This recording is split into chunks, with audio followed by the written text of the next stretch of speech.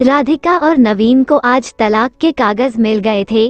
दोनों साथ ही कोर्ट से बाहर निकले। दोनों के परिजन साथ थे और उनके चेहरे पर विजय और सुकून के निशान साफ झलक रहे थे।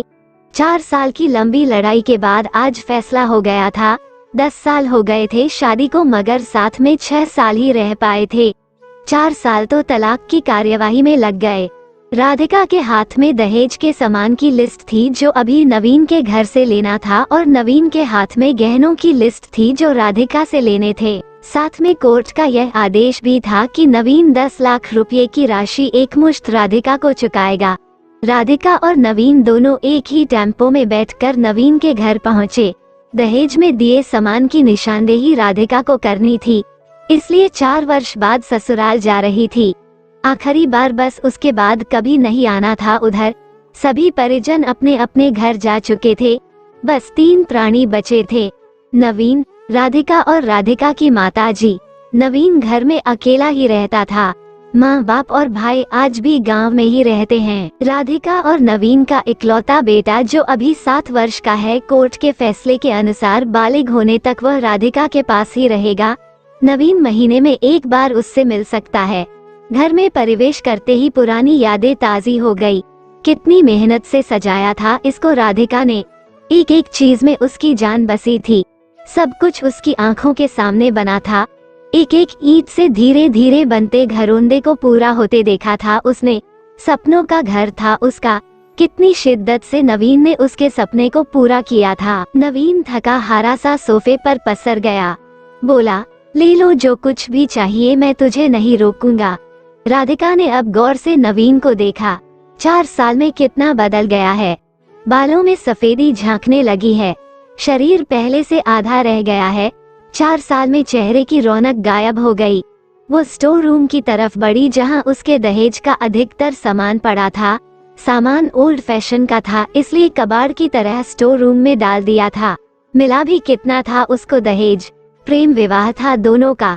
घर वाले तो मजबूरी में साथ हुए थे। प्रेम विवाह था तभी तो नजर लग गई किसी की, क्योंकि प्रेमी जोड़ी को हर कोई टूटता हुआ देखना चाहता है। बस एक बार पीकर बहक गया था नवीन। हाथ उठा बैठा था उस पर। बस वो गुस्से में मायके चली गई थी। फिर चला था लगाने सिखाने का दौर। इधर नवीन के भाई भाभी और उधर राधिका की माँ। नौबत कोर्ट तक जा पहुंची और तलाक हो गया। न राधिका लौटी और न नवीन लाने गया। राधिका की माँ बोली, कहाँ है तेरा सामान? इधर तो नहीं दिखता, बेच दिया होगा इस शराबी ने। चुप रहो माँ। राधिका को न जाने क्यों नवीन को उसके मुंह पर शराबी कहना अच्छा नहीं लगा। फिर स्टोर रूम में पड़े सामान को एक एक कर लिस्ट में मिलाया गया। बाकी कमरों से भी लिस्ट का सामान उठा लिया गया। राधिका ने सिर्फ अपना सामान लिया, नवीन के सामान को छुआ भी नहीं। फिर राधिका ने नवीन को गहनों से भरा बैग पकड़ा दिया। नवीन ने बैग वापस राधिका को दे दिया। रख लो, मुझे नहीं चाहिए, काम आएंगे तेरे मुसीबत में। गहनों की कीमत 15 लाख से कम नहीं थी। क्यों? कोर्ट में तो तुम्हारा वकील कितनी दफा गहने गहने चिल्ला रहा था। कोर्ट की बात कोर्ट में खत्म हो गई। राधिका, वहाँ तो मुझे भी दुनिया का सबसे बुरा जानवर और शराबी साबित किया गया है। सुनकर राधिका की माँ ने नाक भौं चढ़ाई। नहीं चाहिए, वो 10 लाख भी नहीं चाहिए। क्यों? कहकर नवीन सोफे से खड़ा हो गया। बस यूं ही। राधिका ने मुंह फेर लिया। इतनी बड़ी जिंदगी पड़ी है, कैसे काटोगी? ले जाओ, काम आएंगे। इतना कहकर नवीन ने भी मुंह फेर लिया और दूसरे कमरे में चला गया। शायद आंखों में कुछ उमड़ा होगा जिसे छुपाना भी जरूरी था। राधिका की माताजी गाड़ी वाले को फोन करने में व्यस्त थी। राधिका को मौका मिल गया। वो नवीन के पीछे उस कमरे में चली गई। वो रो रहा था, अजीब सा मुंह बनाकर, जैसे भीतर के सैलाब को दबाने दबाने की जद्दोजहद कर रहा हो। राधिका ने उसे कभी रोते हुए नहीं देखा था। आज पहली बार देखा, न जाने क्यों दिल को कुछ सुकून सा मिला, मगर ज्यादा भावुक नहीं हुई। सधे अंदाज में बोली, इतनी फिक्र थी तो क्यों दिया तलाक? मैंने नहीं, तलाक तुमने दिया। दस्तखत तो तुमने भी किए। माफी नहीं मांग सकते थे? मौका कब दिया तुम्हारे घर वालों ने? जब भी फोन किया काट दिया। घर भी आ सकते थे, हिम्मत नहीं थी। राधिका की माँ आ गई। वो उसका हाथ पकड़कर बाहर ले गई। अब क्यों मुंह लग रही है इसके, अब तो रिश्ता भी खत्म हो गया। माँ बेटी बाहर बरामदे में सोफे पर बैठकर गाड़ी का इंतजार करने लगी। राधिका के भीतर भी कुछ टूट रहा था, दिल बैठा जा रहा था। वो सुन्नत सी पड़ती जा रही थी। जिस सोफे पर बैठी थी उसे गौर से देखने लगी। कैसे कैसे बचत करके उसने और नवीन ने वो सोफा खरीदा था।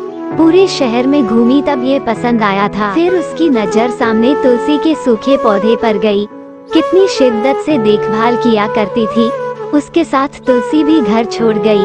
घबराहट और बढ़ी तो वह फिर से उठकर भीतर चली गई। माँ ने पीछे से पुकारा मगर उसने अनसुना कर दिया। नवीन बेड पर उल्टे मुंह पड़ा था।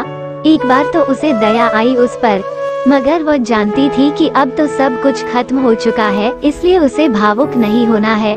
उसने सरसरी नजर से कमरे को देखा। अस्त व्यस्त हो गया है पूरा कमरा। कहीं कहीं तो मकड़ी के जाले झूल रहे हैं। कितनी नफरत थी उसे मकड़ी के जालों से। फिर उसकी नजर चारों ओर लगी उन फोटो पर गई जिनमें वो नवीन से लिपट कर मुस्करा रही थी। कितने सुनहरे दिन थे वो। इतने में माँ फिर आ गई। हाथ पकड़कर फिर उसे बाहर ले गई। बाहर गाड़ी आ गई थी। सामान गाड़ी में डाला जा रहा था। राधिका सुनसी बैठी थी। नवीन गाड़ी की आवाज सुनकर बाहर आ गया। अचानक नवीन कान पकड़कर घुटनों के बल बैठ गया। बोला, मत जाओ, माफ कर दो। शायद यही वो शब्द थे जिन्हें सुनने के लिए 4 साल से तड़प रही थी। सब के सारे बांध एक साथ टूट गए। राधिका ने कोर्ट के फैसले का कागज निकाला और फाड़ दिया, और माँ कुछ कहती उससे पहले ही लिपट गई नवीन से। साथ में दोनों बुरी तरह रोते जा रहे थे। दूर खड़ी राधिका की माँ समझ गई कि कोर्ट का आदेश दिलों के सामने कागज से ज्यादा कुछ नहीं। काश उनको पहले मिलने दिया होता। अगर माफी मांगने से ही रिश्ते टूटने से बच जाए तो माफी मांग लेनी चाहिए। दोस्तों, अगर आपको कहानी अच्छी लगी तो कमेंट जरूर करना, वीडियो को लाइक और चैनल को सब्सक्राइब करें। कहानी सुनने के लिए बहुत बहुत धन्यवाद।